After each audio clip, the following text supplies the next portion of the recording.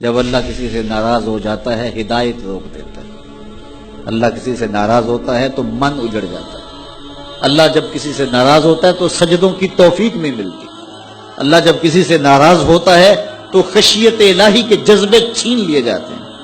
تو وہ یہ دولتیں لے لیتا ہے. بندہ سمجھتا ہے میں نماز پڑھنے نہیں جاتا، اور تو کون ہے نہ جانے والا، وہ بلاتا ہی نہیں ہے، تجھے توفیق سجدہ ہی نہیں دیتا ہے. تو کون ہے؟ تو بھاگتا ہوا جائے.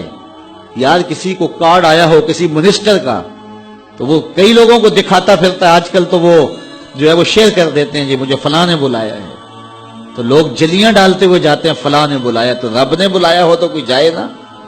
او میاں تجھے اس نے پھر بلایا ہی نہیں. تیرے سے ناراضگی ایسی ہے کہ تیرے کانوں سے آواز تو ٹکرائی ہے لیکن تیری روح تک نہیں پہنچی.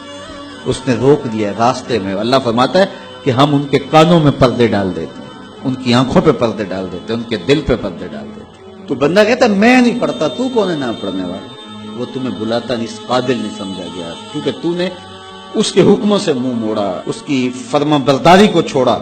تو پھر اس نے بھی تجھے راندہ درگاہ کر دیا اور بھٹکتا پھر سویر سے لے کر شام تک کس کس کو سلوٹ کرتا ہے. لیکن تجھے توفیق نہیں ہوگی اس کی حضور سجدہ ریزی کی. اگر کوئی نماز نہیں پڑھتا، کوئی سجدہ ریزیاں نہیں کرتا، اللہ کے حضور جھکنے کی اگر کسی کو عادت تھی تو وہ مت سمجھے کہ میں نہیں کرتا.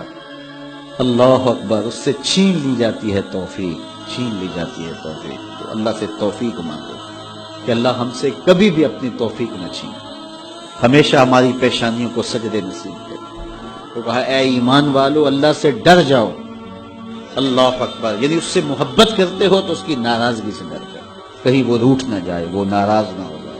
وَلْتَنْظُرْ نَفْسٌ مَا قَدَّمَتْ لِغَدٍ. ہر جان یہ دیکھے اس نے آنے والے کل کے لیے آگے کیا